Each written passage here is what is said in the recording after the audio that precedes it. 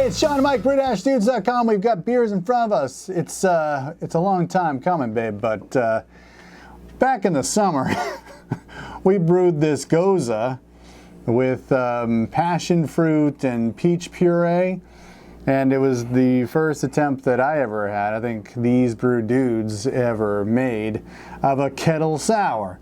And we were trying to get together with Elliot at Oregon Fruit, and we just couldn't get it together. For a second trip, you mean? For a second trip. We wanted to come out to see him because he was, we were going to like maybe go and, have a chat out in upstate New York or something. But, busy lives, married with kids, that sort of thing. So, as the year is coming to a close and we have this beer sitting around, we got to do a tasting and close the loop on it. And we've been doing little tastings along the way because we enjoy it. Yeah, and we're also running out of it, and that's the other problem. Like, we want to be able to drink it in front of the camera like we do. So I have to give shout outs to all the people that made this happen. Elliot, of course, and Justin at Country Malt Group. He supplied some of the pure Idaho base malt, and then also helped us get the Brewcraft USA Genesis fermenter, which we talked about in the initial video. Yep. It had handles. It's an awesome thing. So anyway, this is the final product of the Gose. I can talk a little bit more about what went into this, because I finally took the hand scratch notes that we had for the recipe and typed them up. The grain bill was 6 pounds of Great Western malting pure Idaho malt, and then we had 3.5 pounds of Canada malting white wheat malt. The other ingredients, including hops, at 60 minutes to go in the boil, 4 grams of Cascade, just a smidge. And then at 10 minutes to go in the boil, 22 grams of Citra hops. We also threw in 20 grams of crushed coriander at 10 minutes to go in the boil, and then also 17 grams of sea salt, which we threw in there as well. So that's what makes it a Gose. That's what makes it Gose. Now, because there's a Kettle sour, we did this a little bit differently, and I thought this was the fascinating part. We milled and mashed the grains with 4 gallons of water at a temperature of 149 degrees Fahrenheit. We extracted enough wort for a 6.5 gallon boil size, and we left that in the kettle. We just let that chill down to 90 degrees. I believe, I got impatient and I put it into my utility sink with some, cold water, some ice packets around there to get it to around 100 degrees Fahrenheit. So to be clear, yes, we mashed, we ran off and collected a total of 6.5 gallons in the kettle and let it sit there. And let it sit. Let it cool down. Yes, that's it. We did not boil. No boil yet. And then once it got to that temperature, I took it out of the ice bath, and I put 1 packet of the Lalaman Sour Pitch into the kettle. Just pitched it in. Glorious. Didn't do anything else. It kind of just shook it around and hoped that it was going to do itself thing. And it's slightly bigger than a regular packet, so it's probably like 20 plus grams. Yeah. Yes. Excuse me. It's a good rectangle size packet like that. Yeah. So pitched that in, and then that was probably mid-afternoon, and put it on a heating pad. It was hot in my basement in the unfinished part, so we just let it sit and went to bed. Got up the next morning, checked the temp. It was just at 88 degrees Fahrenheit, and then opened up the spigot, got a taste, and was very happy to taste the souring that had happened overnight. I remember we tasted that, and I remember we both came to the conclusion that there was a prominent yogurt-like sourness to it, right? Yeah. I mean, it was very much like that tang of just plain yogurt, Greek yogurt specifically, right? True that.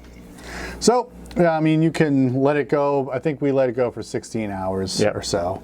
You can let it go as long as you want, getting it progressively more sour. Yes. But the point of a Gose isn't to be face-rippingly sour. The point of it is to create an impression of sourness that is refreshing. Yes, which we did. So once the souring process was over, transferred my kettle onto my burner, and started the boiling process. So boiled at 60 minutes, added all the ingredients like I listed up before, then chilled the wort again to fermentation temperatures around room temperature, 68 degrees Fahrenheit. Pitched 1 packet of US-05 yeast. After 10 days of primary fermentation, I added the fruit purees. It was 49 ounces of peach puree and 24 ounces or half of the packet of the passion fruit puree. And we let that sit for another 4 to 6 days. And that was at the advice of Elliot, who had brewed this before and said, and had gone equal parts passion fruit and peach, and said the passion fruit is so strong it was just sort of like overpowering. Yep. So we went with half a part, a full part of peach, half of that of passion. Exactly. So I think that I just let it sit for another 6 days. There was some activity because there is some sweetness, there's some sugars in the puree. Let that ferment out, and then once it was all done, then I kegged it, and that's what we have here. Beautiful. So very good. So again, the souring was the most fun part. That was different. Yep. And it was cool to like get your wort runnings, being batch spargers. You get your first runnings, you then do a sparge, and you get up to the gallon size the amount that you need for the boil, and then you're letting that chill. Like, whoa, wait a minute, what are we doing?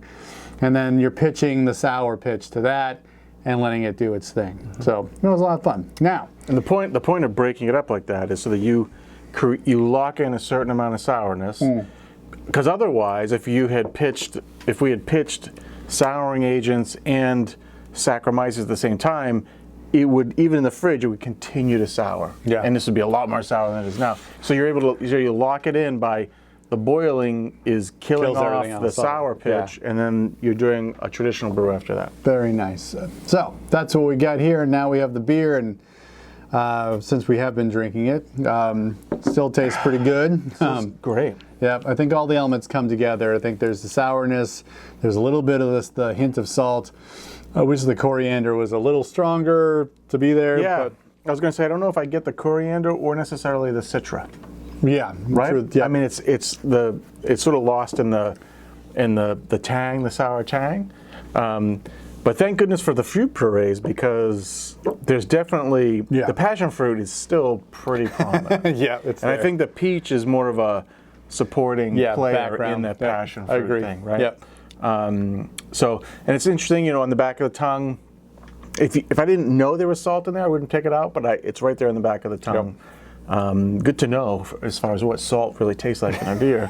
But it's cool. I mean, all the elements sort of jive together really nicely here. And it really hasn't aged in a way that's from when we first had it to now. I think the fruit is a little bit more forward than it was at first. Some of the flavors are sort of blended together, but that passion fruit is still pretty strong there. Yeah, it's aged well. I mean, I think that, might be because of the souring. I don't know. Certainly, I've kept it in a keg and in very cold temperatures, out of light and heat. So there you go. Yeah, I wish it was still 80 degrees outside as opposed to. It's not. Yeah. We're drinking this beautiful summer beer right now with over a foot of snow outside.